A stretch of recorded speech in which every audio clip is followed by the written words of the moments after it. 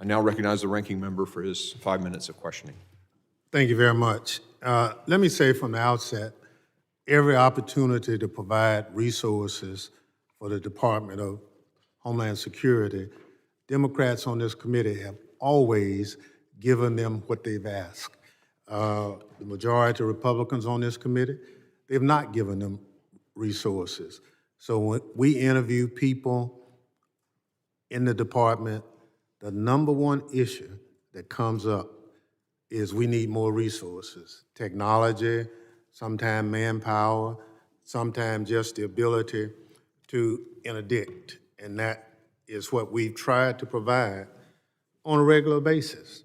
And I encourage my colleagues that when the next opportunity comes to fund the department, let's listen to the men and women who work in the department who say they need the resources, and let's give it to them. Professor Pearlstein, last week, you joined 24 of the country's most knowledgeable constitutional lawyers on a bipartisan letter to Speaker Johnson and Chairman Green explaining that the Republican case against Secretary Mayorkas is unjustified as a matter of constitutional law. Can you explain in simple terms why you and your colleagues concluded that impeaching the Secretary is unjustified under the Constitution? Thank you, Mr. Ranking Member. Yes, the term high crimes and misdemeanors, which is what's at issue here, is a limited term of art. It includes only those offenses against the system of government, not ordinary crimes, offenses against the structure of government comparable to treason and bribery, offenses that interfere in the way the government works.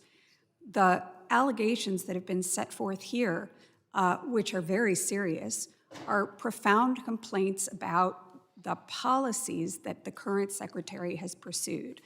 They're policies that the secretary has pursued under the current president of the United States, who appointed the secretary and was elected to pursue those policies. Policy differences, and I agree with my colleague at the last hearing, no matter how profound, are exactly not what impeachment was meant to be for. The framers were very worried that impeachment would become something like a tool of the parliamentary system, so that Congress could, in essence, hold the president and the president's administration on a leash. The framers wanted each branch to remain independent, to make their own policy judgments, so that their ambition could counteract ambition, and they would fight each other on democratic terms over what the right answer was. Thank you very much. I also want to talk to you about how Republicans and Democrats on this committee can work together to strengthen border security and address the opioid crisis. Democrats agree about the need for action to help families like those on our panel today and prevent further tragedies. Professor, in your testimony, you say, and I quote, "The first and most important remedy the Constitution provides to address perceived failings of the president and executive branch remains the separation of powers, including Congress's constitutional authority to effect policy change itself." In other words, if the Congress doesn't like what an administration is doing, the Constitution gives its power to pass laws to direct a different course of action. Can you explain the power Congress has under the Constitution to effect change? Thank you. Congress has the most power of any branch in the government to effect change. It has, under Article 1, the exclusive power to spend any money and allocate resources on behalf of the United States. It also has the other powers that I listed in my opening remarks.